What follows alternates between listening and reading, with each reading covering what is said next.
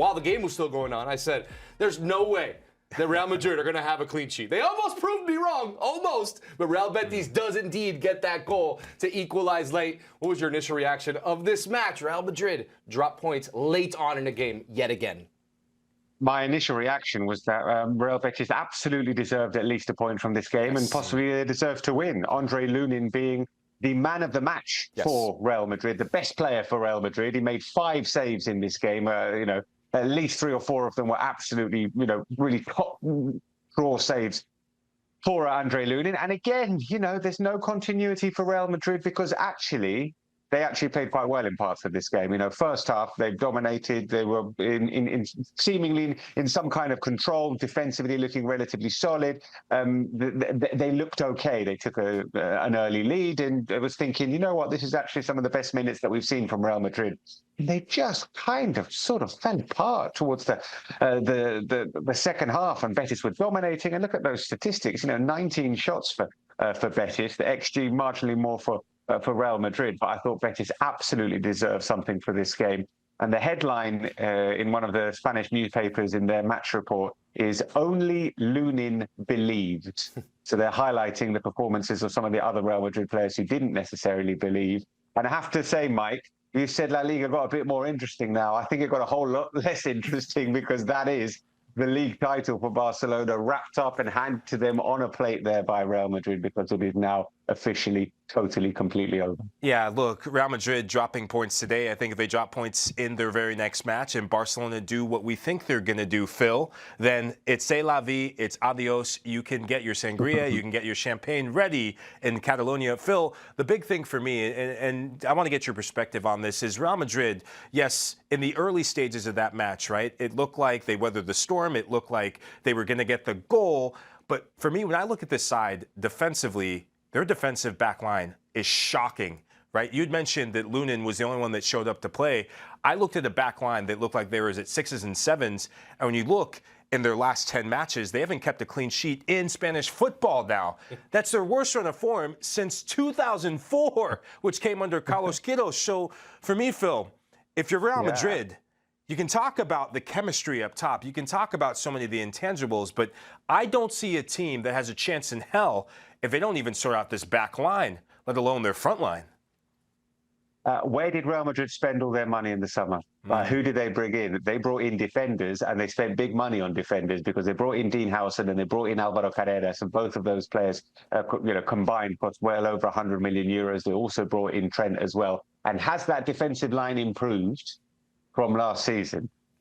I will give you the devil's advocate answer and suggest, I think actually if you look at the numbers of conceded goals this season, Real Madrid have the lowest. I think they've got the best defence in La Liga, or maybe the second best after tonight. Like, the numbers of goals that they have conceded are not actually eye-wateringly high. But you're right, I share the sentiments with you. The feeling that you have is not one of defensive solidity at all. And we know there are issues with Trent, don't we? And we knew that before he came, that there is always a feeling that he's much better going forward than he is defensively. And I think we keep seeing that consistently. I think both Howson and Carreras started this season actually pretty well, and they have drifted down and their form's gone, I'm not going to say out the window, but creeping close towards the windowsill. And they're missing Militao. They've had loads of injuries in defence. It's true, but I agree with you. It's not a team that screams defensive solidity at all. It's fair, and you mentioned some of these players. You mentioned Dean Howson, you mentioned Trent Alexander-Arnold, Carreras. They brought in defenders, but you would argue that still, even though they brought those defenders, there's still a glaring missing piece in the midfield, in my opinion, for Real Madrid. So is it enough to assess, Mike, these players that are brought in, these new signings that maybe have not performed up to the level? Is it fair to assess them when there's still a glaring need clearly in the middle of the park for Real Madrid? Look, I played for a manager. They played at the highest level in Alessandro Nesta, and he taught me this, right? Because he's played against this Real Madrid side in their prime. He said this: when you go to Real Madrid, and he actually learned this from Luka Modric, he says, when you go to Real Madrid, you get no time. There is no time to go in and develop yourself. You either have to deliver or you're gone, right? So a lot of these players, my big question for them and my big question for the recruitment is a lot of these players, in my opinion, I don't think they've had the space to develop in the right circumstances, right? They haven't had the space to deliver. When you look at players like Carreras, he's been shocking in the last 2 months. Started the season so well for me, but then it just seemed like his confidence, his performance fell off the cliff. There was a point when I was wondering, and Phil, you remember at the start of the season, so many Madrid fans were saying, get Ferland Mendy out of the club. Now they can't beg Ferland Mendy to come in and play enough matches. They're questioning Álvaro Arbeloa. People are saying now, Franco Mastantuono isn't good enough for the club. I don't think he's ready yet to step in. But wait, we were having this same conversation about Endrick a year before. The big thing and the big question I have and the big problem about Real Madrid is just it's a cultural problem.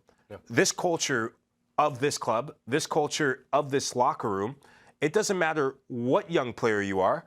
You don't have a chance in hell to develop. You don't have a chance in hell to have your own imprint because the problems lie much higher in terms of the pecking order for me, Stefano.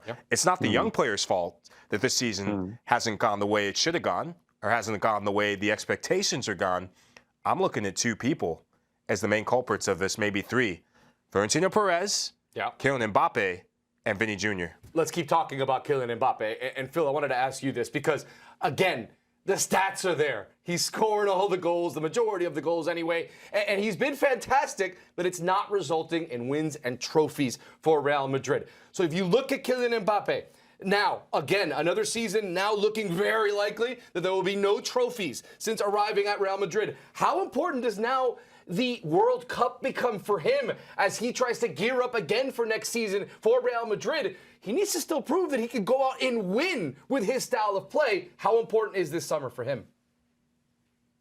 Yeah, maybe on an individual level, it is. Obviously, he has already won the World Cup and performed extremely highly at back-to-back World Cups. And, we've seen what he can do with France. I think, the more pressing issue is what he can do with Real Madrid and what he can do with Vinny Jr. Because how many games have we seen? I'm talking about this season. How many games have we seen this season when you said, you know what, Mbappé and Vinny together, they were really good. Both of them together in the same game, playing together, were really good. Genuinely, off the top of my head, I can think of the game that they played against Olympiacos in the Champions League, where I think there were goals and there were assists, and they played well together. That's just one, literally one that springs to mind. Like they don't seem to consistently be able to put in performances together to make the team better together. And that is an issue for whoever takes over in the summer as manager. It's not going to be Álvaro Arbeloa. I know that. You know that. He knows that. The players know that. Everybody knows that. And I think that's one of the biggest issues for whoever comes in is to get these two absolute superstar, world-class elite players playing together in a way that benefits the team. Little asterisk here being if Vinny Jr. is here next season, which he should be, but let's not forget that he's coming into the final year of his contract now. He's about a month away from going into the final year of his contract, which is a very dangerous and a very strange position for someone of his quality to be in. So, yeah, there are loads of question marks. I know I've gone off a tangent about Vinny Jr. You asked me about Kylian Mbappé. It is a big summer for him on an individual level because people are frustrated because they believe that they waited for him for 7 years to come to Real Madrid. He said no, he said no, he said, yeah, okay, no. This was supposed to be the signing for Real Madrid, and at the moment, it hasn't worked out at all. I'm not going to say it's a failure, but when Real Madrid do not win trophies, and a player has been brought specifically to usher in and continue a period of success, and they haven't done that, there's going to be a lot of people questioning what he's brought to the team, not just the goals. It really is puzzling, right? Because the goals are there. What needs to happen for this team to have success? Can he alter his game to be able to have more success with this club? Or is there more players or more needed on this roster? Yeah, look, the question of Kylian Mbappé is why hasn't it worked, right, since he's come to Real Madrid? And Phil brought up a really good point of how long they waited for him to come. I find it crazy to be on Scoreline talking about arguably one of the greatest players in world football, someone who scored 41 goals this season, someone who's one of 10 players who have made 100 appearances and scored 85 goals for Real Madrid, which is absolutely insane. The problem for me when I look at Kylian Mbappé is, yes, is Kylian Mbappé a very good player? Is he world class? Absolutely. Is he a goal-scoring machine? Absolutely. But the difference between a Kylian Mbappé, who is one of the elites, one of the all-time greats, and then Kylian Mbappé, who's a great player, who's a very damn good player on any given day, is this. Stefano, you've watched football for a long time. All the greats, they have this intangible that you can't put a finger on, but you feel. They have just this ability to pull the best out of their teammates. Lionel Messi could do it. Cristiano Ronaldo could do it. Zinedine Zidane could do it. Thierry Henry could do it. Maradona could do it. Pelé could do it. I can go throughout the history of world football. When I watch Kylian Mbappé, I see a young man who's very much in his prime, who is just playing for individual accolades. I see a player who is all the talented in the world. He's the most talented player, in my opinion, maybe next to Lamine Yamal right now, right? Which is incredible to say. A guy who's won the World Cup, a guy who scored a hat-trick in the World Cup, has not been able to deliver. For me, unless Kylian Mbappé changes at Real Madrid, they will continue to not win a single trophy for Madrid. It's crazy to think about, and the drama continues. You know, Phil, you just mentioned you wanted to get to Vinny so quickly. You answered that question when I was asking you about Mbappé. But it is interesting because you see Vinny. He scores today, kisses the badge again. Seems like he's sending messages. He wants to show that this could be his team as well, alongside Mbappé. Is he worrying too much about that and not just playing his football? It seems like that from the outside because continues to apologize to the fans, kiss the badge every single time. It's almost like you want to say, just go play your football. We know how good you are. I think this has got a lot to do actually with his future and his contract negotiations. I think he wants to try and get the fans on side, make his peace with the fans before he makes his peace with the club and signs a new deal. They're still quite far away, by the way, in terms of the numbers. Like both of them, like Real Madrid want Vinicius to stay. Vinicius wants to stay at Real Madrid. Like that's the good news for Real Madrid. The bad news is that they are still quite far away on the numbers, and they have been quite far away on the numbers. And the bad news for Vinicius is that I don't think Real Madrid are going to budge from their set number, and the season that he's had isn't the kind of season that is going to get Real Madrid to say, oh, you know what, yeah, let's bump up that number massively and pay you a lot more than we were previously planning to. So there is a dangerous and difficult negotiating game to be played over the next few weeks and months. He's going to go to the World Cup, I think, still having not sorted out his contract with Real Madrid. And we were told a year and a half ago, yeah, it's done, they'll sort it, it's fine, no worries. And here we are now going into the final year of his contract, and it's not been sorted. So I think that's been a little bit sort of pandering to the crowd a bit with the view to that contract extension and trying to get that done, because it's a massive thing. Like I said, he wants to stay. He doesn't want to go. He doesn't want to go anywhere else. At the same time, and I've spoken to him about this. I sat down with him before the game against Bayern Munich, and I've spoken to him about what it's like to be whistled. And he did not like that. I really, really did not like that. That hurt him a lot. But he also said he learned from it. He made him a better person, made him a better player. And he felt like he had kind of made peace with the crowd by scoring goals and playing better. And then he got whistled again last time at the Bernabeu. And he was saying, sorry. I think that's him saying, listen, I'm trying my best. I really want to be here. I want to be here. And that's the kind of message that he's sending. Mike, how much does that affect a player when they're dealing with a contract negotiation, when they're dealing with all of the drama that is, especially at a club like Real Madrid? How much will that affect a player on the pitch? Well, you look back and you see the best of Vinny Jr., right? The Vinny Jr. that scored in multiple Champions League finals. I didn't see a Vinny that was doing this to a crowd, the Madrid crowd, after scoring goals. I didn't see a Vinny that was spending more time kissing badges than having shots in a football match, right? For me, when I look at Vinny Jr., I see a player who seems a bit distracted. And it's crazy to say that because he's still scoring goals. It's goals in back-to-back matches. He almost has 125 goals for his club.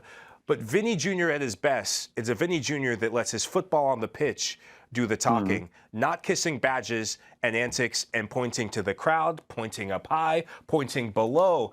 And when you talk about narratives, the World Cup is a massive opportunity to change that narrative for both he and Kylian Mbappé, right? But for Vinny Jr., I still see a player who still has a lot to prove to Madrid fans. It's not good enough. Yeah. 19 goals is not good enough for Vinny Jr., given what we're talking about a player that was on the doorstep of winning the Ballon d'Or. Yeah. 19 goals isn't going to cut it, but neither is the antics. Madrid fans are far too smart for that. They see right through the antics and the theatrics of it. And for Vinny Jr., there's going to be a bit of humble pie he's going to have to take. And it leads me back to this, Phil. I don't know if you feel different. I still don't see a world where, because of the shadow that Kylian Mbappé casts at Real Madrid, I don't see a world where Kylian Mbappé being there is going to get the best out of Vinny Jr. I really don't. I see the theatrics, I see the football, and they seem to be doing this at this very point. Listen, they're going 2 seasons back-to-back without any trophies with these 2 guys in the same team. You know, if they go a third season with no trophies, and we're looking a year ahead, and anything can happen, and forgive me for doing this, if they go a third season, there's no way that the 2 of them can continue in the same team. There clearly isn't. There will be clearly something wrong if you have these 2 superstars who are supposed to be the world's best players in the same team and going 3 years without. So listen, 2 is bad enough. We'll see what happens in the summer. But if it was to be a third, then one of them would genuinely have to leave, because it's completely unsustainable. The soap opera that is Real Madrid, it never fails to entertain us here on Scoreline. Phil, thanks so much for joining us here. Pleasure, guys.